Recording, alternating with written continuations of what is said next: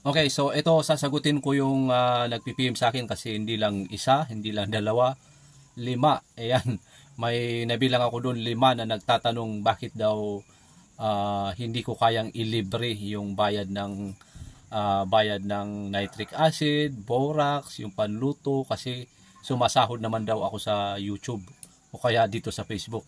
Ayan, so gusto ko lang ipaalam sa inyo na dito sa Facebook hindi po ako sumasahod dito kasi kakagawa ko lang nitong Facebook ko at wala pa po tayong sahod dito.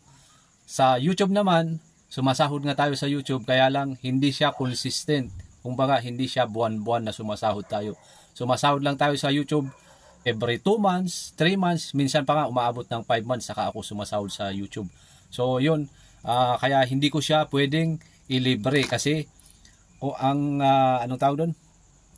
Ah Mula dito, ayan, mula dito hanggang sa city, sa Baguio City, ganito siya kalayo. Ayan, ganyan siya kalayo.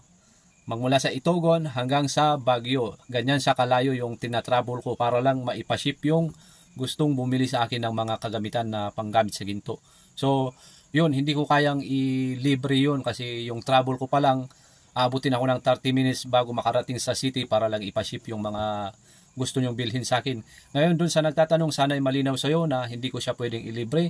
Yaan mo, pagka malaki-laki yung ating sahod, pagka sumahod tayo dito sa Facebook o kaya buwan-buwan tayo sumasahod ng malaki sa YouTube, ililibre ko lahat yung gamit sa panluto ng ginto. Ayan, so yun lang at sana maintindihan nyo. Ayan, kung tutusin, mura lang naman yung mura lang naman yung nitric acid, borax, panluto sa ginto, mura lang naman yun kung tutusin eh. Ayan, at kung ayaw nyo nang bumili sa akin, meron sa Shopee at saka sa Lazada. Ayan, bili lang kayo doon, meron naman doon.